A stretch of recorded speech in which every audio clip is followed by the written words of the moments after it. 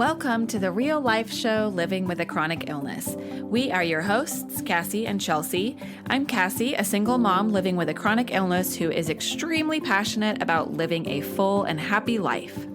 And I'm Chelsea, a mindset coach that has a passion for helping people learn to put themselves first and be the best version of themselves each and every day. We came together to create Spoonies Unite, an uplifting community that offers resources, guidance, and support so you can live your best life while giving you the space to be yourself, be heard, and feel understood. We hope that by providing education from experts, we help Spoonies and their loved ones thrive. This show is not only for those who live with a chronic illness, but their friends, family, spouses, and just anyone else existing on the earth. Our goal is to normalizing having a chronic illness by sharing the real stories with real people and show the world how relatable those everyday struggles can be. There's a little something in here for everyone. And of course, thank you to our patrons for your continued support making this possible. If you love our show and want to get some extra goodies, go to patreon.com/TheRealSpooniesUnite. Enjoy the show. Hello, everyone, and welcome to today's episode of the real life show, Living with a Chronic Illness. Today, Cassie and I have a special guest with us, Denise Dopps. Hi, Denise. Hey there. Thanks for having me. Will you start by telling our listeners who you are and what has gotten you to where you are today? That's right. Well, thank you. Thank you for having me. It's an honor to be on here because I do follow you ladies. And it's interesting that I have stage 4 colon cancer, and this whole journey started maybe a year ago. I didn't have major symptoms, but I always had, like pain after eating, or certain foods didn't set with me well. So, I had followed you guys because I thought maybe I had something chronically going on with me. So I was following you and doing research and, really diving into what you ladies were doing. So to be on here, it feels like it's so full circle because I did almost start this discovery process, at your feet here, trying to educate myself on what was happening with my intestines. So I'm a chiropractor, so I'm naturally health-minded in general. And I'm active, I eat well, I'm vegan, I'm gluten-free. I do that just by choice. But greasy foods and things like that never really settled with me well. And then last year I traveled a lot for both pleasure and business. And I was in China for a business trip, and we were there as guests to a company who had us there for 2 weeks, and a big part of what we were doing was socializing with locals, and they fed us so well.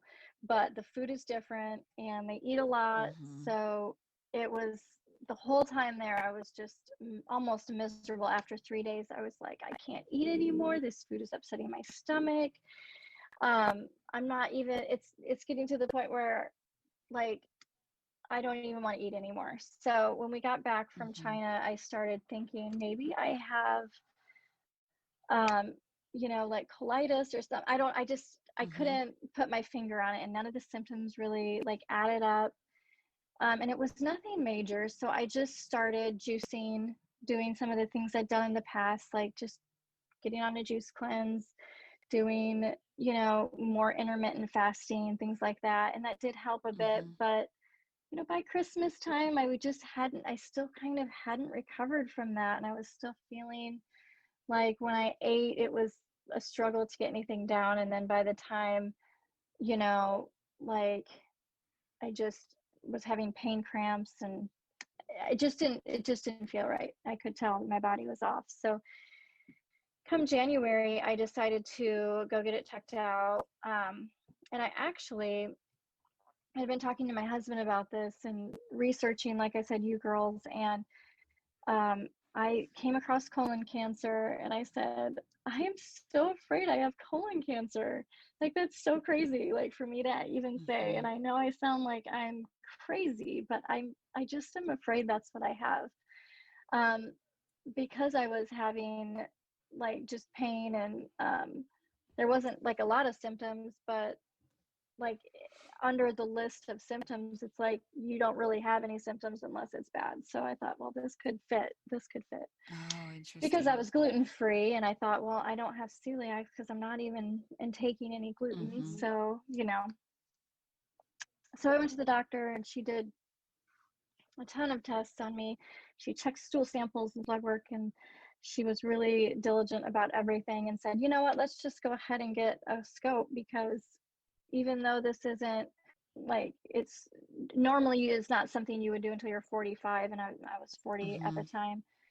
Let's just go for it. So we went in for a scope, and it was July, or no, I'm sorry, not July. It was February 13th. And I remember it was the day before Valentine's Day, because that weekend my husband and I had a Valentine's Day weekend planned. And we went in, and I went in for the scope. The whole lead up to the scope was terrible. I don't know if you guys have ever, yeah, you get them a lot, I'm sure, don't you? I've had 4. Yeah, I've had 4. Okay. It's awful. I had And I one, feel and I was like like, it's no. awful. And like other people, I feel like, who don't have a gut disorder, or like who end up getting a colonoscopy and find out. And I'm like, no, the prep is horrible. But again, that's like coming from someone who does have a gut issue. And my very first one, before I got my diagnosis, it was like hell. And I was like, I remember my mother-in-law had had one for her like 50th, um, being 50. And hers was, she's like, oh no, it's not a big deal. And so, yeah, it was like, no, it's a fucking big deal. And then I was like, why? And then of course I got a really bad diagnosis. So I sympathize. So yeah, the prep leading up is miserable, which I feel like has got to be Yes, some kind of a especially if bad you sign. have, Mm-hmm. especially if you have the, you know, the issues with, you know, your colon's not functioning properly, then, you know, yeah, it's going to be a lot harder. So I couldn't, like, during mine, I don't know how yours was. So for a colon prep, for those, I'm sure everybody listening knows what that is, because they're probably listening because they're in a situation like us. But it's, you drink, like, is it Miralax?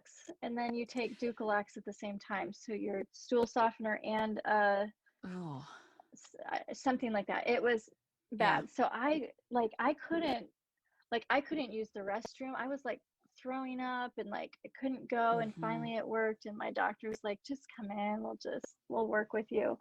But Mm-hmm. we got there that morning, and you know, it's just like I got poked with a needle. I looked down and I was like, oh, I'm getting used to getting lab work. Like Mm-hmm. my 4 times I had a blood draw at the time. Now I'm like, whatever, just I've got a port in, you know. So Yeah. it's funny how perspective is when you go into something like Mm-hmm. that. You just think like it's just all consuming, and then it's really, when if they find something that is really just the most simple test you can have, and like the most basic stuff that they do to you Mm-hmm. is just, you know, like the colonoscopy. So Yeah. anyway, they woke me up from it, and I saw the doctor come, and my husband was with him, and I was just expecting to hear that, you know, I had like a colitis or something, some sort of like autoimmune. Mm-hmm. And he said, well, we found a tumor in your colon, and it's cancer. And we couldn't get past it. We couldn't get the scope past it. It was so big. Oh shit. And I was like, wow, that's bad. And then my Yep. doctor came in, my primary care doctor, and she just started praying because she's amazing. And you know, it's just like, you know, crying, and it's like, okay. And she, you know, we were like, well, it could, you know, it could possibly be something else still. Let's get the labs back before we get too freaked out. Mm-hmm. So I think maybe that was like a Thursday or something, or like maybe a Friday, but maybe it was a Friday. And I didn't hear until Monday whether or not it was cancer, but it Ugh. obviously it was. And it was, it was, like I said, so big they couldn't even get past it. They couldn't tell how big it was. They just knew that the opening was so small, which was why I was having so many problems in China when I was eating so much, that I just didn't have the space in my colon for everything to get through. So it was just tightened down. So that weekend, my husband and I had, it was the weekend that here in Wichita, there was a country concert.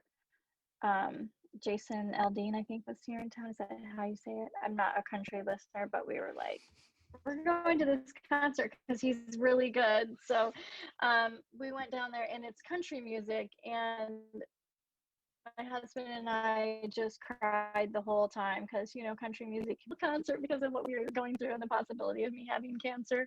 But it was, we look back and kind of laugh, like we probably shouldn't have went to a colon or a country concert after we find out I might have colon cancer. Colon concert. Colon concert. I know, we should make that a thing. So it was, you know, after that, we just kind of started in the process, and then, you know, COVID hit, and, you know, it was just a lot going on this year, but, you know, we're working our way through it, and I am doing a lot of alternative therapies, which is good, and chemotherapy is one of those.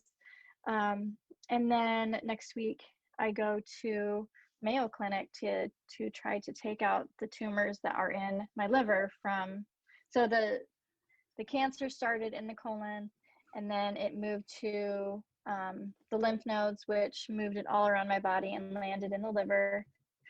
It's usually the first place it goes, and then the lungs, and then the brain. It can head there too. So it's just in the liver right now. So we're hoping that we can remove those tumors. And if we have a 100% success rate on removing all of the cells that were in my liver, and we've got all the ones out of my colon already from a surgery that we had in March, then I will be considered cancer free, but that is still only a 50-50 chance that it won't colon cancer.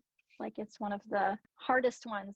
My doctor says this is a non-curable cancer, so you have to, you know, just keep that in mind. Don't get too excited if we can't find anything. So like, I'm getting excited. Gosh. Yeah.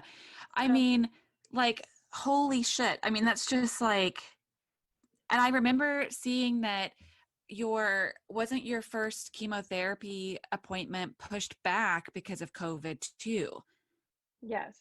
Yeah. We had a huge issue. I got my colon resection where they took the tumor out, and it was the size of like a fist. Ugh. We had that removed on March 5th. And then the week later is when the COVID shutdown started happening. So we were lucky to get in before that, so I could have visitors at the hospital. But then we were just delayed for weeks, just because nobody knew. We thought this was just going to be a 2 or 3 week thing. Nobody really knew.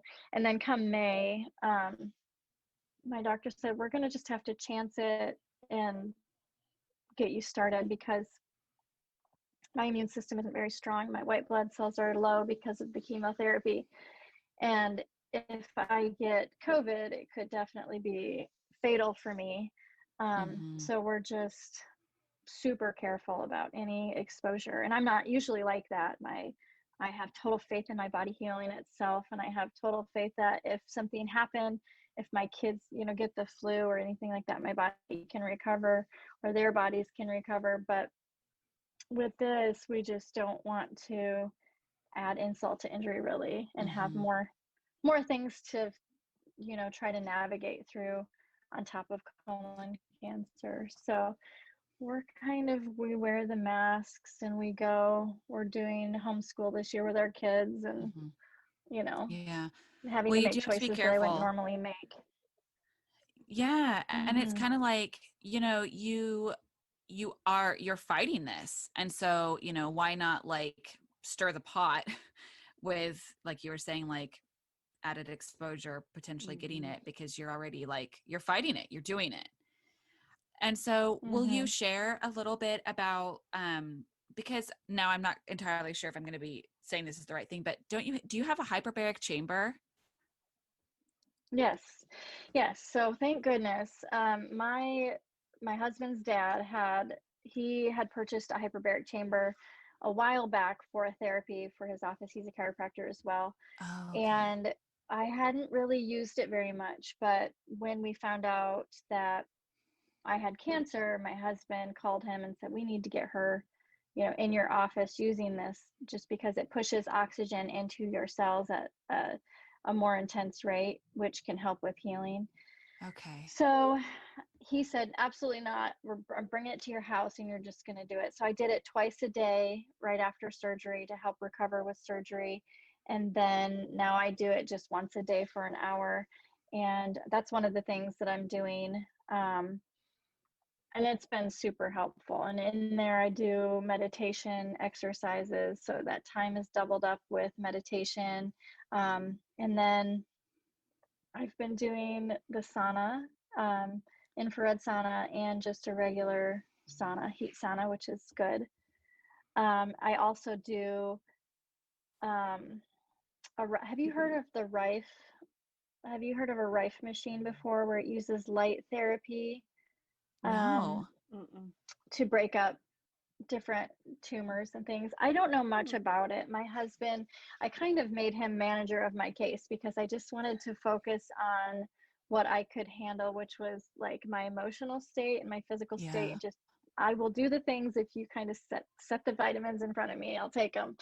If set the Yeah. therapy in front of me, and I'll do it. So he's been doing tons of research, and he came across what's called the Rife machine. And I think it was Einstein who said this is like a spooky science, because it's like quantum physics level type science, where light waves can turn into sound waves, and that vibrates at a certain frequency. It's like the 11th harmonic. So if you know anything about music, it's like this 11th harmonic, which I don't quite understand it, but it's like when you sing and you can break glass, it's kind of like that. They went through different frequencies to find out which ones broke up cancer, and they have certain like sound waves that can be sent out for different types of cancer. So you purchase this, like, Wow. it looks like it's like a light ball and a computer, send the wave information to the light ball, and then you can either, some people hang them up in the room. I just, on where my liver is focusing on right now, and then sometime in the night when I turn over, I'll check to see if it's off, and then I'll just kind of set it off to the side. But I sleep with it every night, so it's really Wow. amazing technology. That's one thing that I do. And then what else am I doing? I do the hyperbaric. I do a lot of exercise if I have the energy. Chemotherapy, which when I went through my first chemotherapy session, they said that I had an enzyme in my liver that processed it slower. So I got hit so hard my first round that Oh. it just took everything out of me. But it affected the cancer in a big way. Like, it Wow. nearly killed me, but it also killed a lot of cancer. So they said, we need to back down the dose. We need to slow it down a bit. So that was another thing that helped. And then I do vitamin C injections, out at the Reardon Clinic, which has been great. And then even like mistletoe injections into my stomach. I don't know if you guys have heard of any of that. Oh, yeah. I saw that you were doing that, and I had very briefly heard something about mistletoe injections. Will you share a little bit of what you know about that too? Because that is like really interesting. It's kind of a new, it seems like it's like an ancient thing that is now being brought about again. Yeah. Well, in some countries, they do that automatically every time, along with chemo. They just do it. But for some reason here in the States, they don't. So it is definitely like considered an alternative therapy for cancer. But what it does is, since mistletoe, it like evokes an allergic reaction, so it increases your immune system by a ton. So you do the injections into your stomach, and your body, like, the immune response just ramps up in a big way. So then when your immune response ramps up, it fights the cancer at a higher rate. Some people don't have any response to it. I had pretty good response, but now I'm kind of like, I've hit like a threshold where I'm not really responding to it anymore. And I would have to do like intravenous injections, which you have to do that in Kansas City, and traveling right now is just very difficult. So we're just holding off on that one. But when I was doing it, it was helping. And I was doing a lot of these things before I was able to do chemotherapy, just to try to hold off the cancer from growing, or even moving from the liver to the lungs or wherever it was going to go next. So one question I have for you, Denise, is the fact that, like you mentioned earlier, how you've always trusted your body to heal and kind of take care of you. So you mentioned that you've been doing like a lot of meditation and kind of working through those emotions. What was that like for you to have that belief of my body will always take care of me, and then to get a diagnosis of cancer? That's such a great question, because that's one of the things I struggle with. My core philosophy is that healing happens from above down, inside out. And I know that I have to access a higher power to heal and allow my body to do that. So I completely trust, my body, and I did not support it in some way, and that's why this happened. So even though my diet is great and whatever else was balanced in my body, there was some area where I was allowed to build up toxins. And since diet wasn't, of course, I've cut sugar out now, so my diet's even more strict. I'm vegan, gluten-free, and sugar-free now. But that, I don't feel like, was all of it. So I really tried to tap more into like the emotional, mental side of things. If I'm just kind of I don't know, I just don't really like to feel my emotions too much. I don't like to sit down and just have an emotional powwow or anything. I've never done counseling or anything like that. I've done a lot of self-improvement, but when it comes down to like, why I get stressed out and things, I don't really dissect that too much. So I knew that was a big key component to where toxins were getting in. It's just like thoughts and processing stress. So usually I would just like work out if I was stressed, but I didn't really consider like why it was coming up. So I've been doing Reiki sessions, which I can't think of how many I've done now, but I did it every time after chemotherapy, and then usually maybe twice a month or once a week if I can get it in. But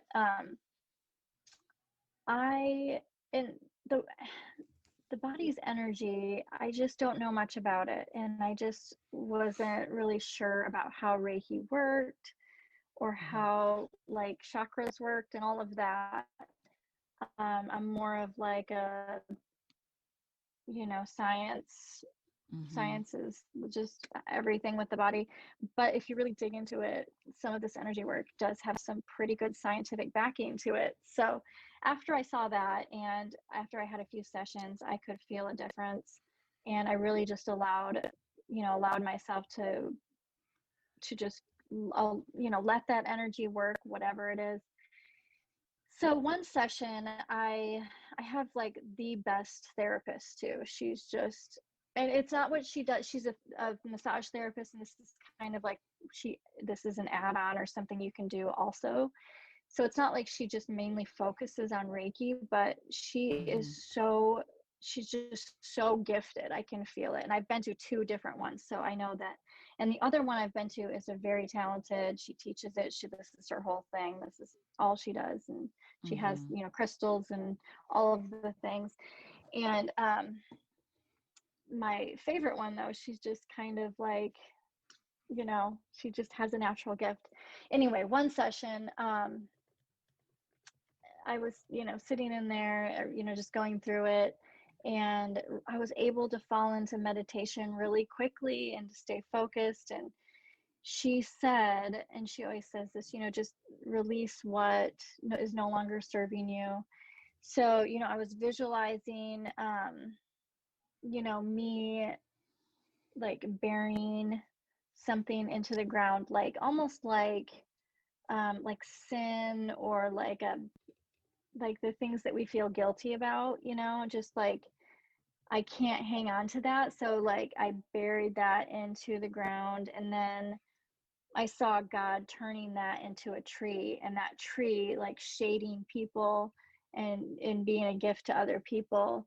And Wow. to me that symbolized like, yeah, like even like the bad parts of our stuff that we hate and that we just can't let go of, like that still can be a gift to other people through mediums like podcasts and things like that, I would assume. Mm-hmm. But as that the tree was like shading other people, like I heard like the question, like, why do you feel like you shouldn't be alive?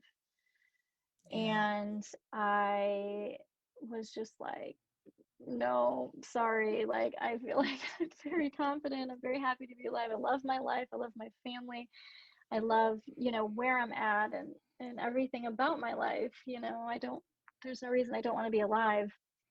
But then I was like, well, the question came up, so let's Yeah. dig into it. And this is like the first like couple of minutes, and I was already crying because of the tree. And um of course my therapist didn't she just does her thing, she's so good. And um and this is all happening silently, and I thought, okay, so think back, why don't I feel like I should be alive? And then I remember when I was a teenager getting in a fight with my mom, and she said, I wish you were never born. And Oh it's still, yeah, it's no. still kind of like harsh because, like being a parent of a teenager, that's so hard. And I wasn't an easy teenager. So I know, like, hearing her say that in my mind now, I'm like, I totally get where she was coming from. She worked full time. She both of my parents worked very hard to provide for us a good home. So she probably came home from work, and I, was being a total brat, and she just couldn't handle me at the time. And anyway, so I remember hearing that, and I totally forgot. I had forgotten about that moment. And, me being just like a non-emotional person, just burying that away and never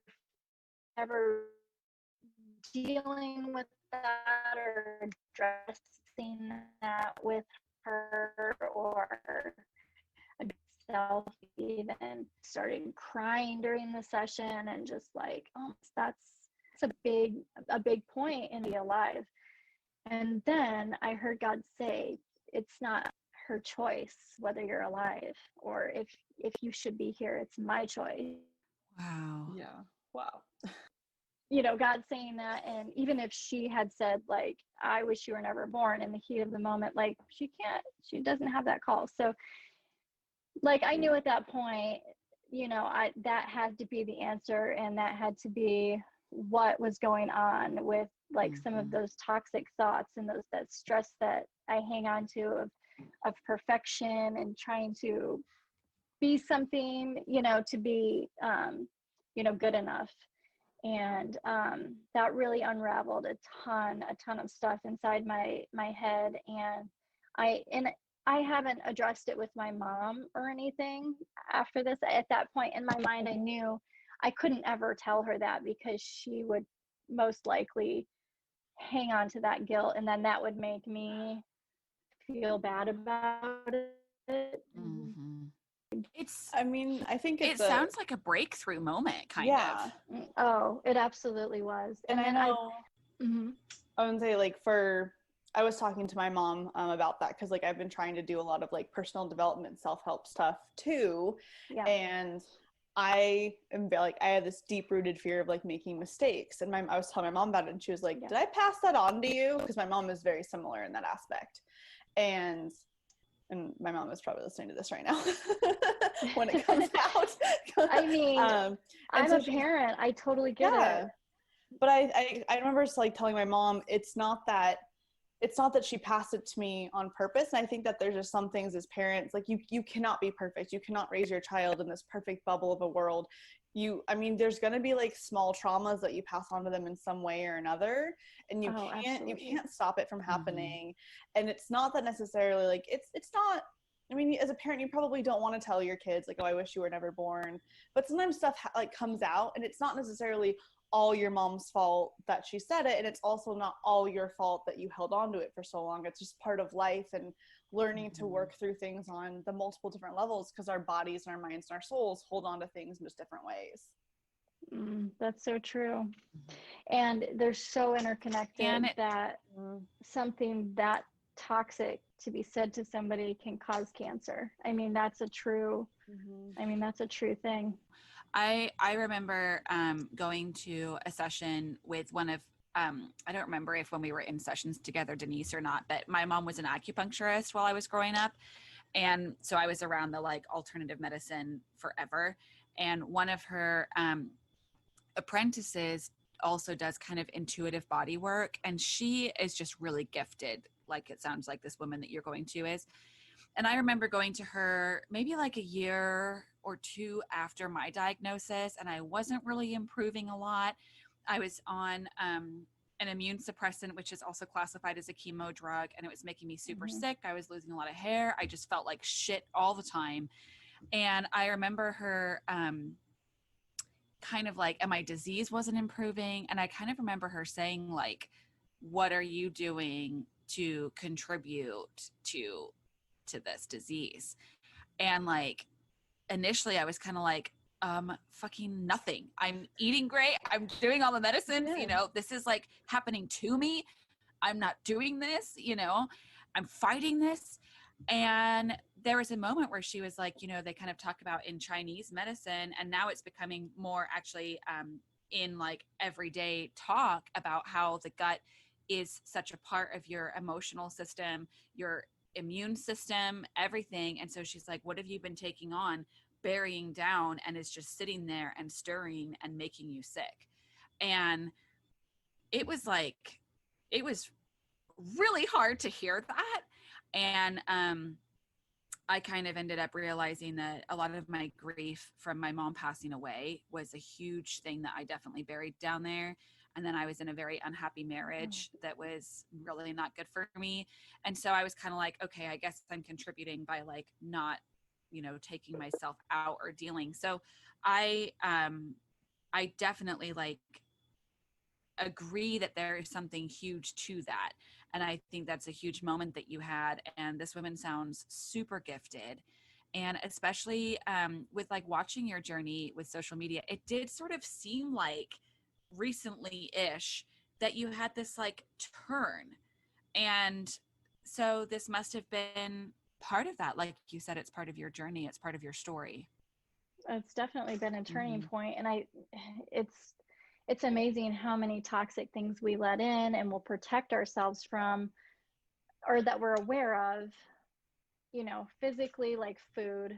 You know, we're constantly, you know, I know you guys are in the same situation where you're protecting your bodies from certain foods and certain toxins, but we're not checking the emotional side of it and making sure that part of it is being taken care of, because you can get sick from, you know, traumas like a physical thing, toxins like food that are bad, or alcohol, or even, you know, your emotions like that. So it was a big turning point for me. And when we woke up from that session, she said, I feel like there's something going on with your mother.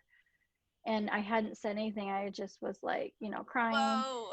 I was like, and it's stuff like that all the time. This last one, I had a session, last Thursday, and I was just visualizing green. And she was like, your green chakra was, you know, acting, you know, it was active today. And I was like, that's crazy. I didn't want to sound like a crazy person, but I was visualizing green.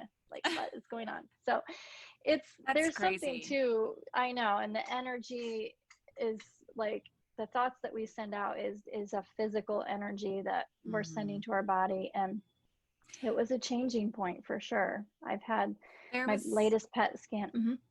Oh no, sorry, go ahead. Your latest PET scan. Pardon the interruption, but Cassie and I want to make sure that you know about this amazing resource that we are so excited to be able to offer you guys. We put our heads together, and Cassie and I created our Mastering Energy Management Workbook. It is a 21-day workbook designed to get you in touch with your energy, what you really want in your life, and then give you tools to actually make that freaking happen. Cassie and I have gone through this process ourselves multiple times, and each time we learn something new and we get a little bit more in touch with ourselves and our energy levels.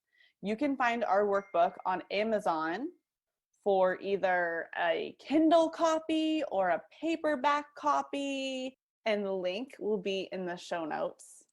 We also have 21 days of podcasts going through each day of the workbook. So if you want to get an idea of what we're talking about, make sure to check those out on our podcast. Now back to the show.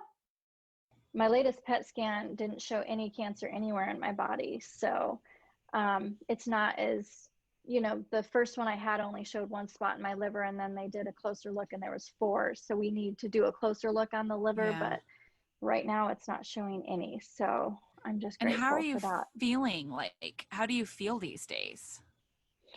I'm feeling pretty good.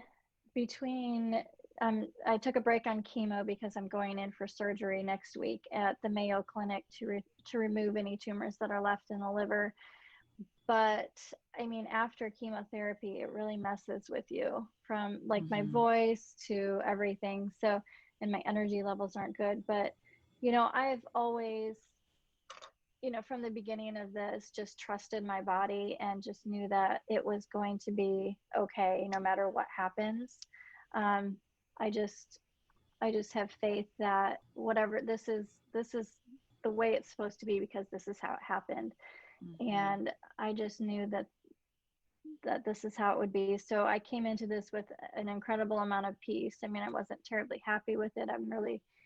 The hardest part is thinking that I might not be able to be here for my kids someday when they grow up. That's the hardest thing. But I'm not going to feel that, it'll be my kids. So that's why it's hard. I would rather take that pain on, but, I'm doing pretty good. I'm emotionally balanced more than I ever have been. And the physical stuff I know will come back and I'll be okay. But, I've never been one to say like F cancer or like screw this or anything. I've just known that this is my journey and this is my path, and I'm going to accept it, and I'm going to do everything I can with integrity and try to help others in the process. So I think the physical side of it is the least of it for sure, even though it's not easy, as you know, as you well know. If you're losing the hair and all of that, it's not fun, but it's still not even like, it's, I mean, I know that, like when they had me start that medication and told me that it was like a chemotherapy drug, I kind of like felt like a fraud saying that, because I'm like, but it's not the same as like having cancer.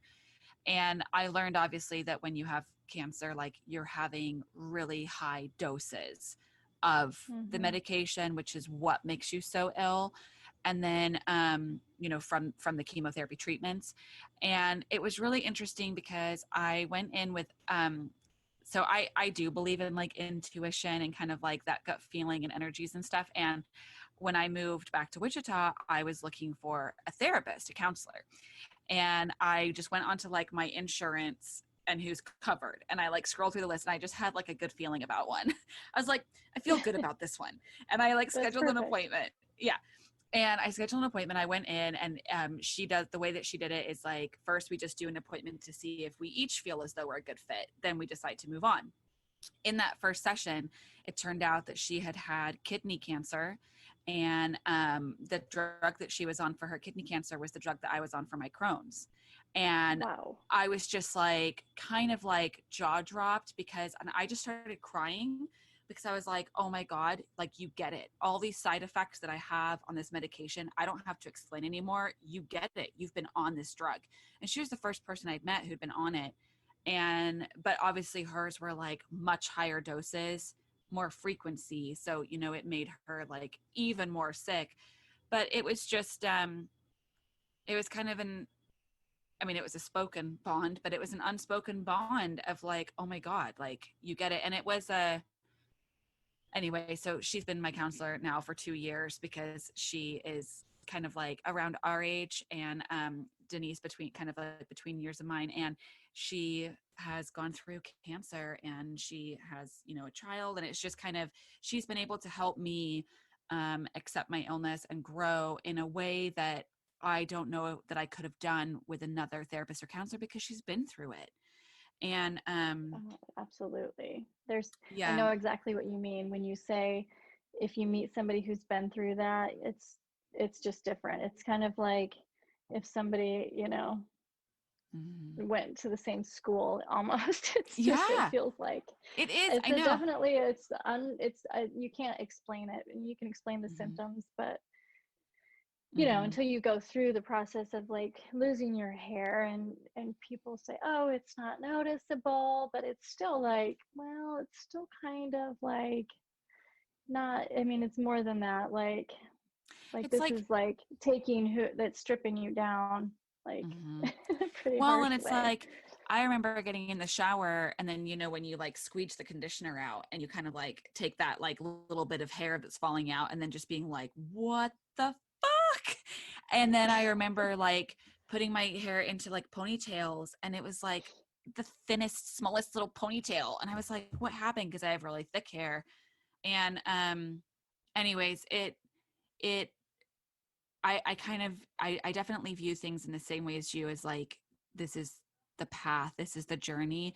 And that's part of the reason I wanted you on the show too, is like watching your journey. It felt very much like you were wanting to help others as much as you can along the road. And it did feel like, I never got that sense that you were like, fuck cancer, screw this, or whatever. You were like, this is part of my journey now. This is 2020 for me, which basically, like, I mean, we see all these memes of 2020 being like the shit, and then like not the good shit, like, oh, this is good shit, but like the shit. And it's like, yours is like times 10 of, okay, 2020 was not what you were expecting it to be. But you've handled it with such grace and like inspiration, and really that's something that I definitely recognized following your journey that way, that so even with you saying that that's kind of like how you've tried to accept it and continue on, it shows big time. We can all kind And of I feel see it. that in you ladies too. And I, birds of a feather for sure here, because, like I said, I followed you guys from the beginning of this, thinking like, this is something that you guys have been working towards, and you've dedicated a big part of your life to helping others in this way. So, and it was a big help for me. So Thank you. it's good to be on here, and then, see that you're accepting of your lifestyle, and you're here to help others. And like, being a victim has never helped anybody. So like, we probably should just not even go there. You know what I mean? So I try to teach that to my kids too, that this is, life isn't fair. It's not you, but we were born in the United States, and that's a pretty big advantage for what we have. Yeah. So That is true. Yeah, that is true. And like, and then also, just for kind of our listeners, like Denise was a Pilates client of mine last year mostly, but we only did like a few sessions together, but we kind of just clicked personality with your friend Maddie. And it was just like giggling. And then it was kind of like, I remember you were going to like set me up on a date. And I was like, yeah, like you guys are like, yeah, like I was like, if you like them, I'm going to like them. So there's kind of a like right away sort of click, in personality. And so it was sort of like, even though we did a few sessions, I was like, we're instant friends. And I loved it. You're tough. You're a tough Pilates instructor. Yeah. We'll have to get you in the studio for sure. But yeah, and I'm excited to kind of share with you too on here, like, and we may, I might edit this out or whatever, Chelsea, depending on when it's airing, but Chelsea and I are also setting up a nonprofit. And that's exciting. I'm so proud of you. Thank you. We are like so excited about it. We're just waiting. We put in our application like 3 months ago, and it's like 3 to 8 months to hear back from the IRS. It's probably going to be 8 months. It's done bacon on 8 months. This time of year, I can't, or this year, I can't. This year, like, it's going to be 8 months. It might even be longer. It might be longer. But it could be. But we're so excited about it because we really want to help pay for all of those kind of like alternative medical treatments for the chronically ill, because even like with you balancing cancer or balancing, battling is what I meant to say, battling cancer. It's like, the vitamin C, the hyperbaric chamber, the Reiki, the massage, like all of that supports your body to handle those really hardcore drugs and to strengthen you to like fight the disease. And whether you have like MS or fibromyalgia, it's a similar concept. And those alternative medicines are not funded, by insurance and such. So we want our nonprofit to help pay for all of those wellness treatments that like make you feel your best for living your daily life and, being able to go to work and being able to hang out with your kids. And so we're like super excited about it. Thanks. That's so good. We need more people that are willing to step up and do these types of things to help each other. I think that's, and that's why I have such faith for our world, is that we have people like you who will step up and take, hold place for people like us who are struggling to, just try to stay healthy. And then hopefully I can turn this ship around and do something to give back. And every day I ask God, what do you have for me today? How can I help you? How can I serve?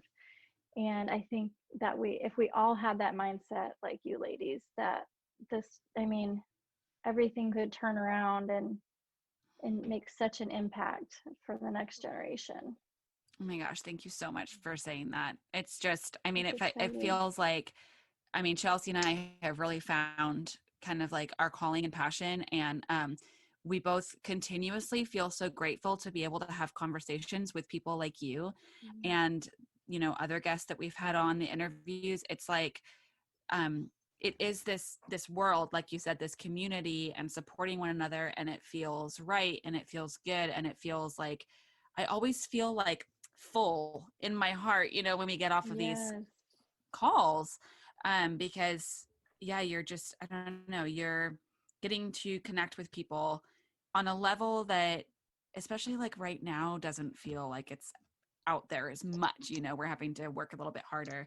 And so, oh my gosh, I'm so grateful that you came on the show. And like selfishly, I had just been like so curious what was going on with you in your journey. And I cared. And like I said, we clicked so much last year that I was just heartbroken with your diagnosis and shocked. I was just like, what? And I knew, I knew how well you took care of your body. And so I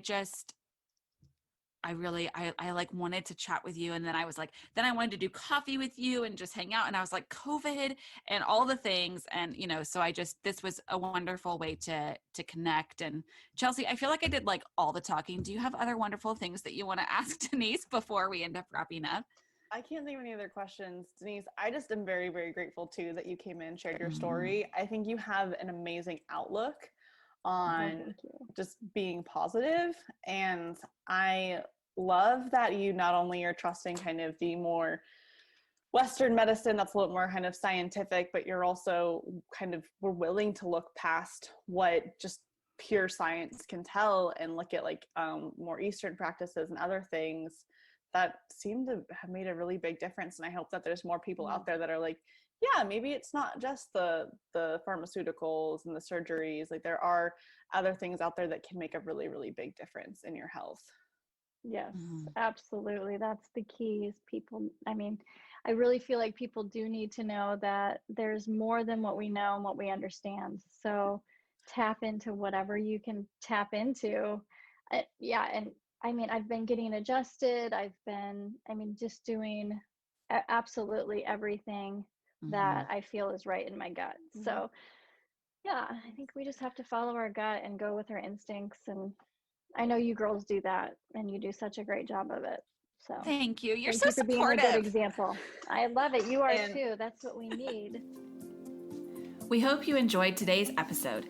Please write us a review to help us reach more people like you. If you'd like to connect with Cassie and I, you can find us on Instagram at The Real Spoonies Unite. You can also join our private Facebook community, Spoonies Unite, Or you can visit our website, therealspooniesunite.com, for all sorts of resources and to stay up to date with our current projects. And don't worry, you can find all of these links in the show notes below. Thank you to our wonderful Spoonie patrons for all your support, and you can become one too. That's right. All you have to do is go on over to patreon.com/therealspooniesunite, and you can get all sorts of extra goodies like videos of our episodes and more.